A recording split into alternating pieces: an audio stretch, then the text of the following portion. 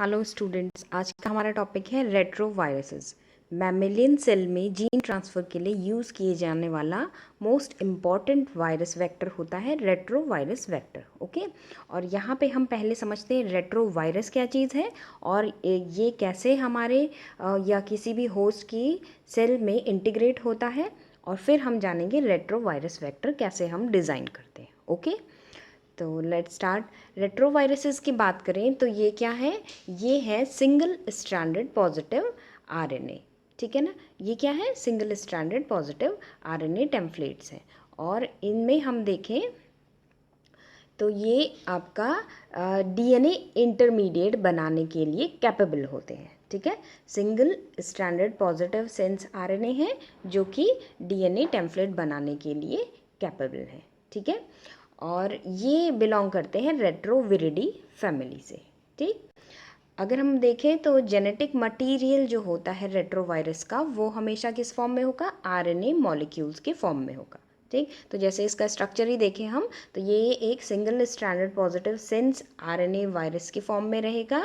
तो ये हमेशा आरएनए वायरस है, ये ध्यान में रखें।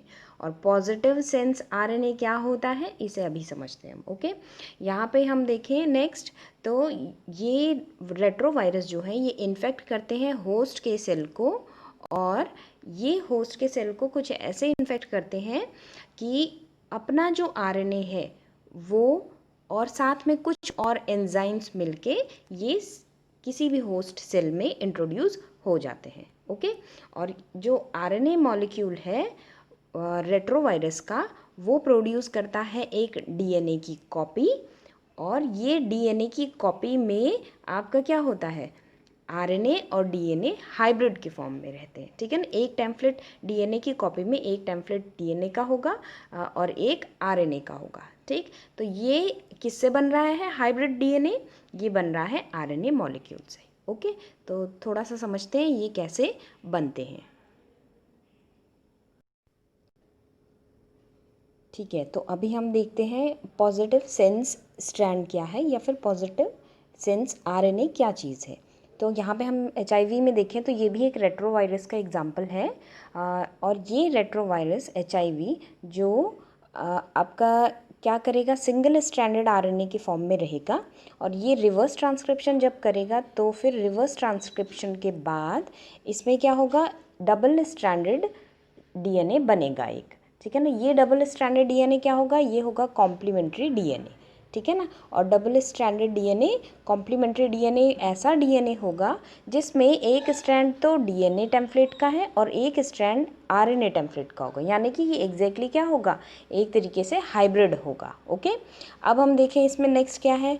ये कॉम्प्लीमेंट्री डीएनए अब क्या होगा? होस्ट के डीएनए के साथ इंटीग्रेट हो जाएगा। ठीक है ना, ये क्या होगा? This one. अब हम जो ये कॉम्प्लीमेंट्री डीएनए है ये प्रोवायरस का फॉर्म ले लेगा, इसे हम प्रोवायरस कह रहे हैं। प्रोवायरस यानी कि वायरल इन्फेक्शन करने से पहले का एक स्ट्रक्चर ले लेगा और ये होस्ट के डीएनए में इंटीग्रेट हो जाएगा। ठीक है, जैसे ये होस्ट के डीएनए में इंटीग्रेट होगा तो नॉर्मली जब होस्ट का डीएनए ट्रांसक्रिप्शन करेगा तो ये भी ट्रांसक्रिप्शन करेगा, और जब ये ट्रांसक्रिप्शन करने के बाद एमआरएनए टेम्पलेट बनाएगा तो ये एमआरएनए टेम्पलेट हमेशा कैसा होगा? वही टेम्पलेट होगा जो स्ट्रैंड आरएनए था वायरस का।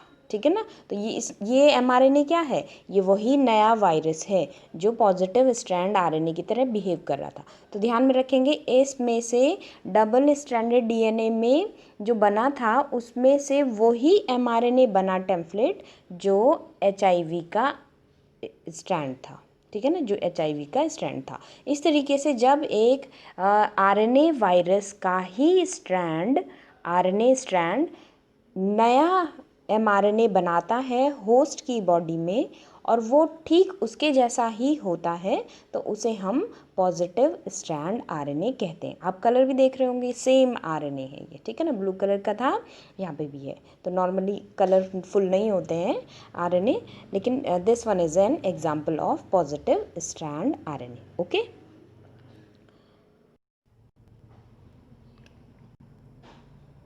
तो यहाँ पे अब हम देखें, जब एक रेट्रोवायरस इन्फेक्ट करेगा किसी भी सेल को तो वो क्या करेगा? अपना आरएनए जीनोम जो कि रिवर्स ट्रांसक्राइब कर देगा अपने आरएनए जीनोम को डीएनए की फॉर्म में, ठीक है। और जब इस तरीके से वो अपने आरएनए जीनोम को रिवर्स ट्रांसक्राइब करेगा डीएनए के फॉर्म में, तो अब ये डीएनए की फॉर्म में जो आपका होस्ट का ट्रांसक्राइब डीएनए है या रिवर्स ट्रांसक्राइब डीएनए है, ये आपके होस्ट के जीनोम के साथ इंटीग्रेट हो जाएगा इजीली, ठीक है ना। और जब ये होस्ट के जीनोम के साथ इजीली इंटीग्रेट हो जाएगा, तो अब इस फॉर्म में हम इस डीएनए या फिर जो कंडीशन है वायरस की, उसे हम कहेंगे प्रो वायरस, ठीक है ना। प्रो वायरस क्या है? Combination of viral and host genetics, ठीक है। वायरस और होस्ट के डीएनए का मिल जाना आपस में, उसे हम प्रो वायरस कंडीशन कहेंगे। रिवर्स ट्रांसक्रिप्शन क्या है? जब नॉर्मल कंडीशन में सेंट्रोल डॉग्मा में क्या हो रहा है, डीएनए से सिंगल स्ट्रैंडेड एमआरएनए बन रहा है, लेकिन जब सिंगल स्ट्रैंडेड आरएनए से डबल स्ट्रैंडेड डीएनए बनता है तो उसे हम रिवर्स ट्रांसक्रिप्शन कहते हैं, ठीक है, ध्यान रखेंगे। नेक्स्ट यहाँ पे देखें हम, तो जो रेट्रोवायरस है वो जो भी विरियॉन्स अपने लेके आएगा, वो हमेशा कितने पार्टिकल साइज़ के होंगे? 100 नैनोमीटर डायमीटर के होंगे, ठीक है ना। तो 100 नैनोमीटर डायमीटर के पार्टिकल के एनवलप के अंदर विरियॉन्स की फॉर्म में वायरल प्रोटीन्स जो हैं वो रेट्रोवायरस छोड़ेगा होस्ट के बॉडी में, ओके, या होस्ट के सेल्स के अंदर, ठीक। नेक्स्ट हम देखें इसका जो आउटर लिपिड एनवलप है, जो आपका रेट्रोवायरस है, इसका जो बाहरी कवच है, बाहरी एनवलप है, वो लिपिड का बना है और साथ साथ में उस लिपिड के कवरिंग के साथ कुछ ग्लाइकोप्रोटीन्स भी होते हैं, ठीक है ना। अब विरियॉन्स को समझे तो जो इसके वायरल पार्टिकल्स हैं, वो जो विरियॉन्स जो डिजीज़ कॉज करने वाले प्रोटीन पार्टिकल्स हैं, वो विरियॉन्स आपके 2 आइडेंटिकल सिंगल स्ट्रैंडेड आरएनए और जिनका लेंथ है 7 से लेके 10 किलो बेस लेंथ का, उन्हें लेके आएगा, ठीक है ना। तो जो वायरस का डिजीज़ कॉजिंग फैक्टर्स हैं या डिजीज़ कॉजिंग एजेंट्स हैं, वो क्या होंगे? विरियॉन्स के फॉर्म में, और वो विरियॉन्स हमेशा 2 आइडेंटिकल, 2 एक जैसे सिंगल स्ट्रैंडेड आरएनए से बना होगा। जो 2 सिंगल स्ट्रैंडेड आरएनए का मॉलिक्यूलर साइज होगा, वो होगा 7 से लेके 10 किलो बेस लेंथ का, ओके। नेक्स्ट हम देखें, जो रेट्रोवायरस है वो सीरियस डिजीज़ कॉज करेंगे, आप ना सिर्फ ह्यूमंस में बल्कि दूसरे मैमल्स में भी, और साथ साथ में कुछ बर्ड्स में भी, ओके। और रेट्रोवायरस हमेशा आपकी बहुत सारे डिजीज़ कॉज करता है, इनमें से कुछ इंपॉर्टेंट डिजीज़ जैसे HIV-1, HIV-2, ठीक है ना। ह्यूमन इम्यूनो वायरस इन्हें हम कहते हैं, जो कॉज करेगा डिजीज़ एड्स, ठीक है, एक्वायर्ड इम्यूनो डेफिशिएंसी सिंड्रोम। यहाँ पे हम बात करें तो इसके अलावा ये कौन सी डिजीज़ कॉज करता है रेट्रोवायरस? तो ये कॉज करेगा ह्यूमन टी लिम्फोट्रॉफिक वायरस भी है ये, और ये ह्यूमन टी लिम्फोट्रॉफिक वायरस जो है, ये एक लिम्फेटिक डिसऑर्डर कॉज करेगा ह्यूमंस में, ठीक है। इसी ढंग से म्यूरिन ल्यूकीमिया वायरस है, जिसे हम MLV भी कहते हैं, ये कैंसर कॉजिंग वायरस है, और ये कैंसर कॉज करेगा अपने होस्ट माउस पे, ठीक है। तो ये कुछ आपके वायरसेस हैं और उनके थ्रू डिजीज़ जो कॉज होती हैं वो हैं, ठीक है। तो ये रेट्रोवायरस के एग्जांपल्स याद रखने, HIV-1, HIV-2, then HTLV and MLV, okay, ये सारे रेट्रोवायरसेस हैं। नेक्स्ट स्ट्रक्चर समझें अगर हम रेट्रोवायरस का, तो इसके स्ट्रक्चर में आते हैं क्या आपका, सबसे पहले हम देखें तो बाहर का आप इसका एनवलप देखेंगे, तो एनवलप में क्या है देखेंगे, एनवलप बना होगा लिपिड मॉलिक्यूल से और प्रोटीन्स से, ठीक है। नॉर्मली जो सेल मेम्ब्रेन जैसे होती है वैसे ही लिपिड मॉलिक्यूल से और प्रोटीन से इसका एनवलप बना है, ठीक है। और क्या है इसमें, इसमें आपका अंदर कोर है, this one is the core, ठीक है। कोर क्या है, बाहर के एनवलप को छोड़ दें तो वो है आपका कोर रेट्रोवायरस, ठीक है, ये कोर रेट्रोवायरस है। और अब हम अंदर, इसके अंदर की स्ट्रक्चर को देखें, कोर के अंदर क्या है, तो कोर के अंदर होगा रिवर्स ट्रांसक्रिप्टेज नाम का एक एंजाइम, जो रिवर्स ट्रांसक्रिप्शन करेगा, ठीक है ना, और ट्रांसक्रिप्शन का उल्टा मतलब, ठीक। तो सिंगल स्ट्रैंडेड mRNA से डबल स्ट्रैंडेड डीएनए का बनना, रिवर्स ट्रांसक्रिप्शन। तो ये रिवर्स ट्रांसक्रिप्टेज के थ्रू होगा जो कि रेट्रोवायरस अपने साथ लेके आएगा, ठीक है। और इसके अलावा इसमें कुछ और वायरल एंजाइम्स होंगे, इंटीग्रेज हो गया, प्रोटीएज हो गया, ये भी होंगे कुछ और एंजाइम्स। और साथ साथ में मोस्ट इम्पॉर्टेंटली इसके पास वायरल आरएनए होगा। तो 2 आइडेंटिकल वायरल आरएनए के स्ट्रैंड इसके पास होंगे जो कि पॉजिटिव सेंस स्ट्रैंड है, ओके। तो यहाँ पे थोड़ा सा और मॉडिफाइड स्ट्रक्चर देखिए हम, तो ये बाहर का जो इसका स्ट्रक्चर है ये ग्लाइकोप्रोटीन से बना है, that is glycoprotein 120, glycoprotein 41, okay. और इसमें हम देखें तो इसके कोर में कैप्सिड कोर जो है इसका कैप्सोमेयर प्रोटीन से बना होगा, ठीक। और ये जो इसके अंदर के स्ट्रक्चर को देखें तो इसमें सिंगल स्ट्रैंडेड आरएनए जीनोम होगा, और इस साथ साथ में रिवर्स ट्रांसक्रिप्टेज एंजाइम होगा, प्रोटीएज एंजाइम होगा, कुछ एसेसरी प्रोटीन्स होंगे, इंटीग्रेज एंजाइम होगा, ठीक है। ये सारी चीज़ें इस स्ट्रक्चर में प्रेजेंट होंगी, ठीक है ना, किसके, रेट्रोवायरसेस के, ठीक है। अब देखिए हम रेट्रोवायरस के जीनोम में मोस्ट इम्पॉर्टेंटली होते हैं 3 ओपन रीडिंग फ्रेम्स, ठीक है ना। इसके जीनोम में क्या है, 3 ओपन रीडिंग फ्रेम्स है मोस्ट इम्पॉर्टेंटली, ये 3। इसके अलावा भी बहुत कुछ होता है, उसे बाद में समझेंगे। 3 ओपन रीडिंग फ्रेम्स जो होंगे वो आपके रिप्रेजेंट होंगे किससे, गैग, पॉल और एन से, ठीक है ना, ध्यान रखेंगे, गैग, पॉल और एन से। गैग क्या है, ग्रुप स्पेसिफिक एंटीजन, जो कोड करेगा कोर को, ठीक है, कोर स्ट्रक्चर जो था आरएनए वायरस का वो, और उसके अलावा स्ट्रक्चरल प्रोटीन जो बाहर की संरचना बनाएगा, वो प्रोटीन कौन कौन कौन बनाएगा, आपका गैग जो आपका सीक्वेंस है वो बनाएगा, ठीक है ना। तो न्यूक्लियोटाइड सीक्वेंस हम देखें इसमें तो ये आरएनए के टेम्पलेट में क्या होगा, स्पेसिफिक गैग कोड्स होंगे, गैग सीक्वेंस होगा जीन का, और ये गैग सीक्वेंस कोड करेगा क्या, कोर प्रोटीन्स को और स्ट्रक्चरल प्रोटीन्स को, ठीक है, ग्रुप स्पेसिफिक एंटीजन जिसे हम कह रहे हैं। नेक्स्ट है पॉल। पॉल जो है आपका वो ओपन रीडिंग फ्रेम है जो पॉलीमरेज कहलाएगा, ठीक है ना। पॉलीमरेज कहलाएगा मतलब ये कोड करेगा रिवर्स ट्रांसक्रिप्टेज, प्रोटीएज और एंटीग्रेज को, ठीक है ना। ये पॉलीमरेज जो आपका कोड है, ये पॉल जीन जो है ये कोड करेगी रिवर्स ट्रांसक्रिप्टेज को, एंजाइम जो है, प्रोटीएज और एंटीग्रेज को, ठीक है। इसके अलावा आपका एक और जीनिक सीक्वेंस होगा, दैट इज एनवेलप कोड या ENV। ये एनवेलप या एन्व कोड जो है वो रेट्रोवायरल कोट प्रोटीन्स को कोड करेगा, ठीक है। रेट्रोवायरस के जो कोट प्रोटीन्स है, बाहर की जो कोटिंग बन रही है उसको कोड करने के लिए, उसको बनाने के लिए एन्व सीक्वेंस का होना ज़रूरी है। तो ये 3 तरीके के ओपन रीडिंग सीक्वेंसेस या फ्रेम्स प्रेजेंट होंगे किसी भी रेट्रोवायरस जीनोम में। ध्यान में रखना है, retrovirus genome 3 open reading frame से बना है, दैट इज गैग, पॉल, एन्व।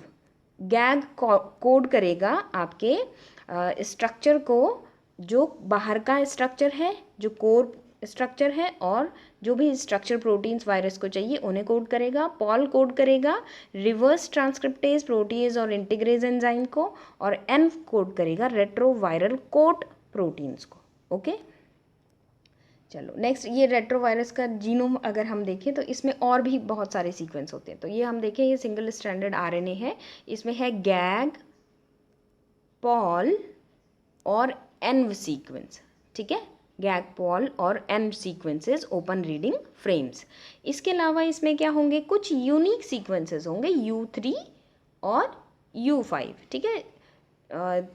इसी ढंग से ये U3 और U5 जो है ये मिल के बनाएंगे आपका क्या, आपके लॉन्ग टर्मिनल रिपीट्स, ठीक है। तो जीनोम रेट्रोवायरस में क्या होगा, लॉन्ग टर्मिनल रिपीट्स होंगे, कुछ प्राइमर को जोड़ने वाली साइट्स होंगी, प्राइमर बाइंडिंग साइट्स। प्राइमर वो सीक्वेंस, वो आपकी साइट्स होंगी, प्राइमर बाइंडिंग साइट्स जो स्टार्ट करेंगी, जहाँ पे प्राइमर जो है लिंक होगा, ठीक है। प्राइमर एक शॉर्ट न्यूक्लियोटाइड सीक्वेंस होगा जो स्टार्ट करेगा आपके रिवर्स ट्रांसक्रिप्शन को in the case of retrovirus, okay. इसके अलावा पॉलीप्यूरिन टेस्ट आपका सीक्वेंस होगा, और ये खास इंपॉर्टेंट है नहीं इसमें, लेकिन म्यू पैकेजिंग सिग्नल्स इंपॉर्टेंट है यहाँ पे। म्यू पैकेजिंग सिग्नल्स क्या करेंगे, दिस वन, ये mu packaging signals along with gag, Paul और एनव सीक्वेंस जो है ये आपके इम्पॉर्टेंट होते हैं for the production of structural proteins. ठीक है, तो ये स्ट्रक्चरल जीन्स हैं कुछ आपकी जो संरचना बनाएगी वायरस के स्ट्रक्चर की। ठीक है, और इसके अलावा 5' सिंगल स्ट्रैंडेड साइड्स और 3' सिंगल स्ट्रैंडेड साइड्स भी प्रेजेंट होंगी। ठीक है, this one is the 5' single stranded side, this is the 3' single stranded sides. Okay, चलो नेक्स्ट है, अगर हम देखें तो जो प्रोसेस होती है प्रोडक्शन की एक डीएनए कॉपी की आरएनए से, ठीक है, उसे हम रिवर्स ट्रांसक्रिप्शन कहते हैं। जब एक डीएनए कॉपी बन रही है किससे, आरएनए मॉलिक्यूल से, तो वो ट्रांसक्रिप्शन का उल्टा हो गया, तो इसे हम रिवर्स ट्रांसक्रिप्शन कह रहे हैं। और ये रिवर्स ट्रांसक्रिप्शन किस एंजाइम से होगी, रिवर्स ट्रांसक्रिप्टेज एंजाइम से होगी। वहीं हम देखें जब डीएनए की कॉपी बन जाएगी तो वो आपका फ्री हो जाएगा किसमें, न्यूक्लियस में, किसके, होस्ट सेल के न्यूक्लियस में। ठीक है, जैसे ही डीएनए की कॉपी बना देगा वायरस, तो वो अब फ्री फॉर्म में न्यूक्लियस में चला जाएगा। जैसे ही वो न्यूक्लियस में जाएगा तो अब क्या होगा, जो होस्ट सेल का जीनोम है, जो होस्ट सेल का जीनोम है उसके साथ उसे क्या करना है, इनकॉर्पोरेट करना है, उसके साथ उसे जुड़ जाना है। ठीक है, तो इससे जोड़ने के लिए जो वायरल का हाइब्रिड या कॉम्प्लीमेंट्री डीएनए जो वायरस ने बनाया है रिवर्स ट्रांसक्रिप्शन के बाद, अब वो होस्ट सेल के जीनोम में जुड़ेगा by an enzyme that is integrase. ठीक है ना, इस एंजाइम की मदद से वायरस का डीएनए होस्ट सेल के डीएनए में जुड़ जाएगा और इसे हम इंटीग्रेशन ऑफ वायरल डीएनए कहेंगे। ठीक है ना, नेक्स्ट जैसे ही वायरल डीएनए होस्ट सेल में जुड़ जाएगा तो वो प्रोवायरस की फॉर्म ले लेगा। ठीक है, now genetic material of virus is incorporated and become the part of genetic material of host cell. ठीक है, अब क्या होगा, अब जैसे ही होस्ट सेल डिवाइड करेगा, ठीक है, तो उसकी जितनी भी जनरेशन आएगी, जितने भी उसके डिसेंडेंट्स आएंगे, उन सब के पास नए वायरल जीन्स होंगे। ठीक है ना, अब नए वायरल जीन्स होने का मतलब है कि सेल अपने आप ही फैक्ट्री की तरह काम करेगा और वो बार बार वायरस के जीन्स को बनाता रहेगा, और जितनी बार वायरस के जीन्स बनेंगे उतनी बार वायरस बनता चला जाएगा। ठीक है ना, इस वजह से क्या होगा, दिस एबिलिटी परमानेंटली क्या कर देगी, ये जो एबिलिटी है रेट्रोवायरस की वो क्या करेगी, परमानेंटली ऑल्टर कर देगी होस्ट जीनोम को। ठीक है, बदल देगी होस्ट जीनोम को, किससे, जो उसके नॉर्मल फंक्शनिंग थी उससे। क्यों, क्योंकि पहले वो डिफेक्टिव वायरस को प्रोड्यूस नहीं कर रहा था, लेकिन अब वो डिफेक्टिव वायरस को प्रोड्यूस कर रहा है। ठीक है ना, अब यहाँ पे क्या होगा, जो रेट्रोवायरस है उसको हम कन्वर्ट कर सकते हैं। ठीक है ना, कन्वर्ट कर सकते हैं रेप्लिकेशन डिफेक्टिव वेक्टर्स।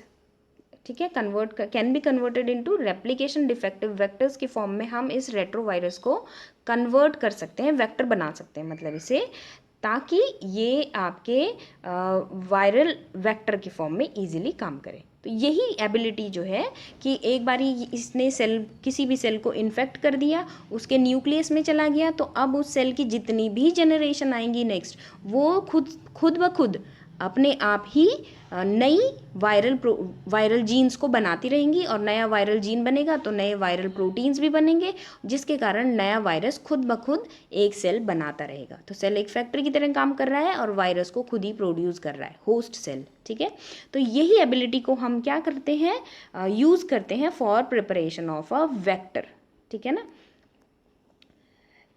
यहाँ पे हम देखते हैं लाइफ साइकिल थोड़ा सा रेट्रोवायरस की। तो ये रेट्रोवायरस है, this one is a retrovirus. ठीक है ना, और ये रेट्रोवायरस कहाँ गया, ये रेट्रोवायरस आपके एंडोसाइटोसिस हो गया। यहाँ पे इस रेट्रोवायरस में क्या हो गया, एंडोसाइटोसिस हुआ। ठीक है, एंडोसाइटोसिस मतलब सेल के अंदर ये चला गया। ठीक है ना, सेल के अंदर जाना। ठीक है, तो ये एंडोसाइटोसिस हुई। अब क्या होगा, जो ये बाहर की कोट, ये जो बाहर की एनवलप थी, ठीक है, ये देख रहे हैं आप, ये बीड लाइक स्ट्रक्चर जो बाहर का है, ये तो बाहर ही छूट जाएगा और अंदर क्या जाएगा, सिर्फ कोर जाएगा। ठीक है, इस वायरस का अंदर सिर्फ क्या जाएगा, सेल के अंदर, होस्ट सेल के अंदर कोर जाएगा। कोर अंदर जाते ही क्या करेगा, अनकोट हो जाएगा। ठीक है ना, अनकोटिंग हो जाएगी कोर की, कोर खुल जाएगा। खुलते ही क्या हो जाएगा, ये वायरल आरएनए जो है, ये वायरल आरएनए आपका सेल के अंदर खुल गया, ठीक है ना। ये वायरल आरएनए साइटोप्लाज्म में, जो होस्ट सेल का साइटोप्लाज्म है उसमें क्या करेगा ये वायरल आरएनए, ये रिवर्स ट्रांसक्रिप्शन करेगा। इससे पहले हमने देखा था, ठीक है ना। ये रिवर्स ट्रांसक्रिप्शन करेगा, क्यों? क्योंकि ये सारे एंजाइम तो अपने आप ही लाया हुआ है अपने रिवर्स ट्रांसक्रिप्शन करने के लिए, तो ये इजीली रिवर्स ट्रांसक्रिप्शन कर लेगा और डबल स्ट्रैंडेड डीएनए बना लेगा। अब ये प्रो वायरल डीएनए जो है, डबल स्ट्रैंडेड डीएनए जो है, ये इंटीग्रेज प्रोटीन को लेके कहाँ चला जाएगा? इंटीग्रेट हो जाएगा किसके अंदर? न्यूक्लियस के अंदर, होस्ट सेल के न्यूक्लियस के अंदर। तो जैसे ही ये इंटीग्रेट होगा होस्ट सेल के न्यूक्लियस के अंदर, तो अब ये क्या करेगा, जो हमारा मतलब होस्ट सेल का डीएनए उसके साथ चिपक जाएगा, ठीक है। ये चिपक गया। अब क्या होगा, जितनी बार भी ये होस्ट सेल का डीएनए ट्रांसक्रिप्शन करेगा उतनी बार ही वायरल आरएनए बनता रहेगा, और वायरल आरएनए बनेगा तो वापस से नया आपका वायरस बनता चला जाएगा। और इस ढंग से ये अब होस्ट सेल किसकी तरह काम कर रहा है? एक फैक्ट्री की तरह काम कर रहा है। अपने आप ही एक रेट्रोवायरस सेल के अंदर जाता है, न्यूक्लियस के अंदर इंटीग्रेट होता है, और फिर वापस में एक नए वायरस के फॉर्म में प्रोड्यूस होता है, ठीक है। तो that is all about the retrovirus. Okay.